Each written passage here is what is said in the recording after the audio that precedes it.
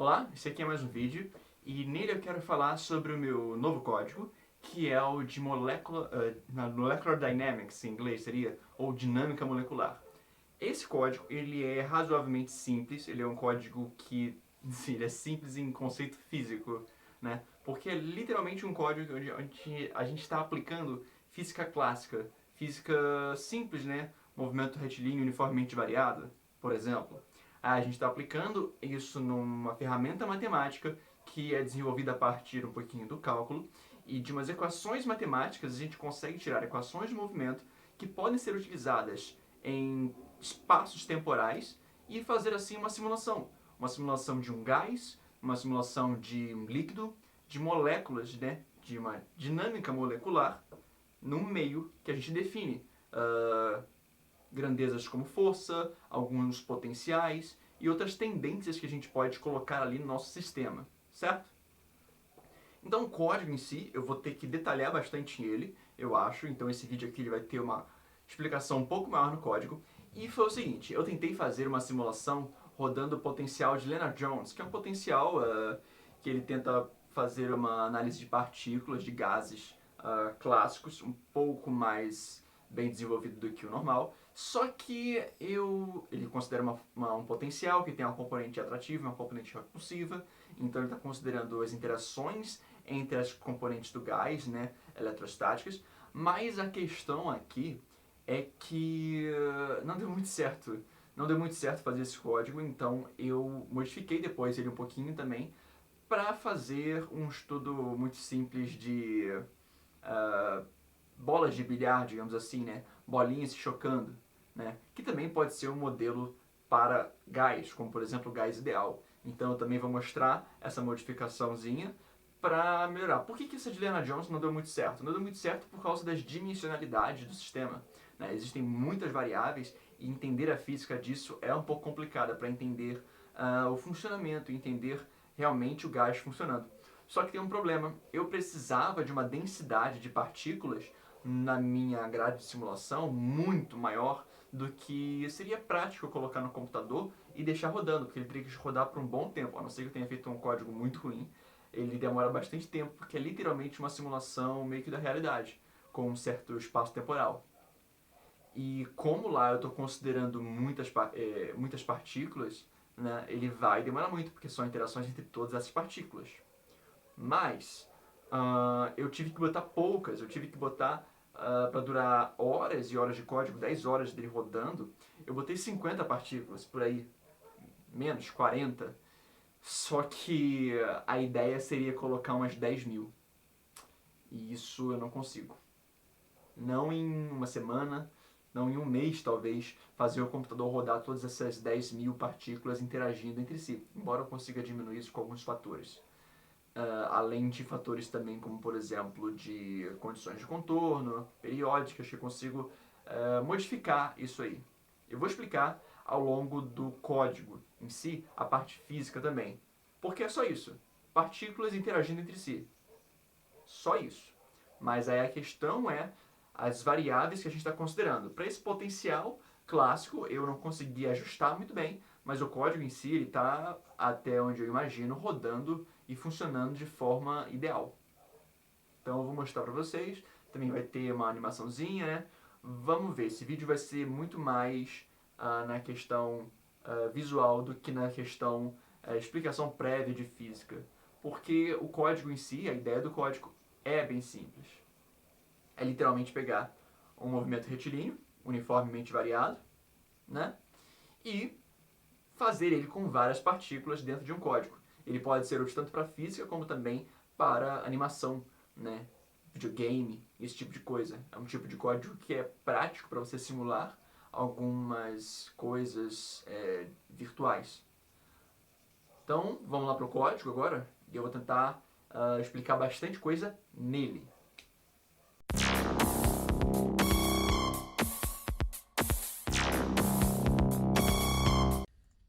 Bom, vamos lá para o nosso código. Aqui eu tenho minhas importações, né, NumPy e Matplotlib. Aqui eu tenho o número de divisões da minha evolução temporal. Então eu tenho que aqui eu vou ter 10 mil divisões na minha evolução temporal. dado um passo temporal de 10 elevado a menos 12. Né? Ou seja, como eu não tenho tempo contínuo, eu estou fazendo um tempo muito, muito, muito pequeno para essa evolução, porque depende também da questão da dimensionalidade, das grandezas do meu sistema. Eu estou usando aqui um potencial que é o potencial de Lennard-Jones, e esse potencial em si, ele possui uma característica que, bom, digamos assim, resolve a interação entre gases com interação interna, né? Entre si, entre as partículas entre si. Eu tenho as massas das partículas sendo dadas aqui, eu tenho o sigma, que é um valor constante desse potencial, e também um valor de energia aqui, que é um epsilon, e ele é dado por este valor. Aqui eu tenho o tempo total, mas eu não chego a utilizar ele. O número de partículas ele é n, mas como eu falei, o ideal seria que eu tivesse simplesmente um valor próximo de 10.000, um valor de 100.000, para começar e fazer uma simulação decente, mas isso é muito tempo para esse computador rodar. Aqui eu vou ter uma caixa, e essa caixa aqui ela tem um tamanho de 10 a menos 9, então é um tamanho bem pequeno, mas talvez poderia ser até menor, porque eu preciso que a densidade de partículas seja muito grande, né? Estou tratando de um gás, afinal. Um gás, embora o gás ainda seja bem não tão denso, eu precisaria talvez de uma densidade maior, mas eu não tenho certeza. Então eu precisaria analisar muito bem esses valores. Aqui eu tenho as inicializações dos meus valores iniciais para todas as partículas de posições, né, que dão isso aqui. É um array, onde cada elemento do array é um par ordenado da posição x e y das minhas partículas, sendo que na real eu ainda poderia colocar, além do par ordenado, eu poderia colocar outros valores, como por exemplo carga, massa, né? Cada valor desses seriam todas as características necessárias para cada partícula dessa. Mas nesse caso, só a posição de cada uma delas que me interessa. Aqui eu tenho uma função que define a distância entre as minhas partículas, ou seja, eu pego uma partícula e eu meço a distância para todas elas. Então, cada dist i, onde i é uma partícula, ele vai ter um array com a distância dela para todas as partículas naquele momento temporal. E ele não só vai ser a distância só, que vai ser a parte real desse complexo que eu defini, mas ele também vai ter o ângulo dessa distância na parte imaginária, ou seja, essa partícula para essa partícula tem um certo ângulo entre si. E esse ângulo aqui é o ângulo que vai ser dado nessa distância. Vai ser importante porque eu preciso saber esse ângulo para calcular a força entre elas agindo. Aqui embaixo eu tenho uma definição de uma função que ela dá a posição futura, proximate position, próxima posição, não sei se está em inglês ou português. Tá? Então, aqui eu tenho uma função da partícula no futuro, a partir das distâncias anteriores, que é dada por 2 vezes a posição presente, menos a posição anterior, mais um valor relativo à interação, né, entre elas, que no caso aqui seria a força que eu defini, só que ela está dividida pela massa, então ela é uma aceleração, só que ela está multiplicado pelo tempo ao quadrado. Então isso dá, no fim das contas, uma aceleração vezes tempo ao quadrado, que vai dar uma posição. Como naquela forma do S é igual a S0 mais AT ao quadrado sobre 2. Né? É mais ou menos essa mesma ideia aqui, só que aplicada de uma forma um pouco diferente. Né? Eu vou deixar um vídeo onde um professor ele discute a obtenção dessa fórmula, que é muito simples, né? Que ela sai de uma aplicação direta dessas equações clássicas, também utilizando cálculo de forma mais específica, mas nada mais do que um ΔS e ΔT aplicado aqui, ok? Aqui embaixo eu tenho condições de contorno, né? Essas condições de contorno dizem o seguinte, que é como se eu tivesse uma caixa, mas tivesse ao redor dessas caixas infinitas outras caixas iguais e ocorrendo as mesmas interações. Dessa forma, eu multiplico a minha caixa por infinitas caixas. Ou seja, se uma partícula sai na parede esquerda, ela volta na parede direita. Se ela sai embaixo, ela volta em cima, né? Como no jogo Pac-Man. Quando você passa por um lado, você volta no outro. É a mesmíssima ideia. É a mesma condição de contorno que o jogo aplica lá. Ok? E aqui é interessante que eu defini isso aqui no quadrante positivo, né? E aí eu tive que acrescentar esse mais um aqui, ó, e isso me pegou por bastante tempo porque eu não percebi. Esse mais um aqui faz toda a diferença. Porque, por exemplo, se eu tiver numa posição 2, né, digamos que eu tenho uma caixa de tamanho 2, e eu esteja na posição 3, né, em relação a x, e eu esteja na posição 3, eu vou ter que subtrair ali um valor 2, que é o valor da minha caixa. E aí eu vou voltar para a posição 1, que é a posição do meio, né? Porque naquela caixa do lado, posição 3 é a posição do meio, já que ela vai para 2, depois a caixa vai até 4, né? Só que se eu estiver na posição menos 3 e eu fizer tirar 2 dali, eu vou ficar com menos 1. E menos 1 não me retorna a minha caixa original. Ela me retorna uma caixa gêmea no quadrante negativo em relação a x. Por isso que eu tenho que ter esse mais 1, para compensar o fato disso aqui não ser simétrico em relação a 0, essa caixa aqui. Bom, aqui eu tenho a minha definição de força, e aí eu entro a força do Lennard-Jones. A força é um vetor que contém uma parte x e y, e eu estou colhendo aqui a energia potencial, para depois eu calcular a energia potencial total. A força ela é calculada numa partícula, e aí essa partícula ela vai ver a distância entre todas as outras partículas, e aí calculando a distância entre todas as outras partículas, ela vai calcular a força nela em relação a cada partícula. E aí para cada partícula U, ele vai calcular um valor de força e somar nesse vetor final, para ter a força resultante final nessa partícula. Aqui eu tenho só uma condicional para prevenir. Se for d igual a zero, distância igual a zero, que no caso é quando a partícula está considerando a si mesma, porque nessa distância eu não excluí o valor da distância entre ela mesma, que é zero. E também tem um valor limitante aqui, ó, que eu botei por acaso, que é um valor dado de 2,5 vezes o sigma, que é aquela constante que estava lá em cima, que é só para limitar alguns valores desnecessários e poupar tempo, porque são valores desprezíveis de força, ok? E aí ela vai sendo atualizada, potencial energia sendo atualizada aqui. E é isso. Sim, aqui é a consideração do ângulo, que eu falei que era importante, né? Para medir as componentes da força. E aqui abaixo eu tenho essa condição aqui para evitar calcular a energia potencial repetida.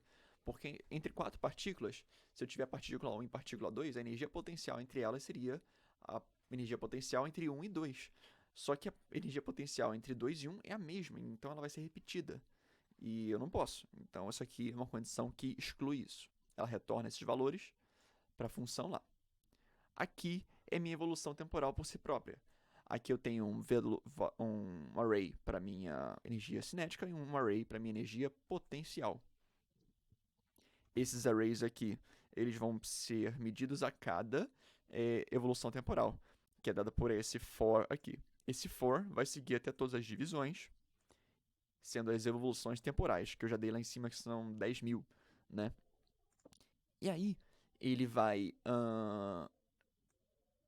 entrou numa evolução temporal, e aí ele vai fazer uma chamada para todas as partículas. E para cada partícula, ele vai calcular a posição futura, né? O proximate position, a próxima posição da minha partícula.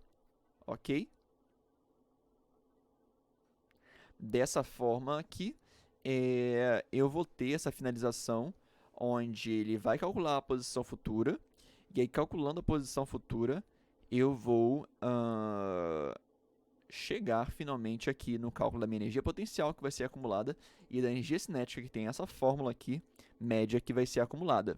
Aí aqui eu atualizo os meus valores de entrada das minhas arrays, né? Porque aí o que era a posição futura vira a posição presente, o que era a posição presente vira a posição passada, e a posição passada ela some, né? Eu considero apenas a penúltima posição. Poderia considerar mais, e seria melhor o código assim, mas aí ele fica mais lento, obviamente. E aqui eu tenho a plot, né, das minhas posições, e salvando elas. Aqui eu tenho 10.000 valores de plot aqui que eu salvei. Isso demorou um tempinho para rodar no computador, né, como vocês já viram na animaçãozinha, né, rolando aí. E aqui eu tenho os plots da energia potencial, energia cinética e uma menos a outra. O que acontece é que, teoricamente, elas teriam que dar zero, né? Porque elas estariam conservadas. Mas aí, para isso, eu preciso ajustar melhor os valores de energia cinética rolando ali.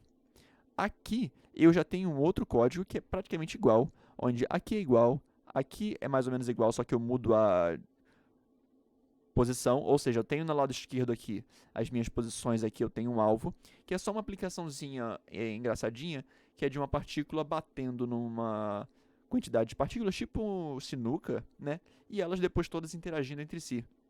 Não com potencial de Lennard-Jones. Aqui é igual, aqui também é igual, aqui muda a força. Essa força aqui é a força de interação entre partículas, tipo bolas de bilhar, né? Uma batendo na outra e com colisões totalmente elásticas, né?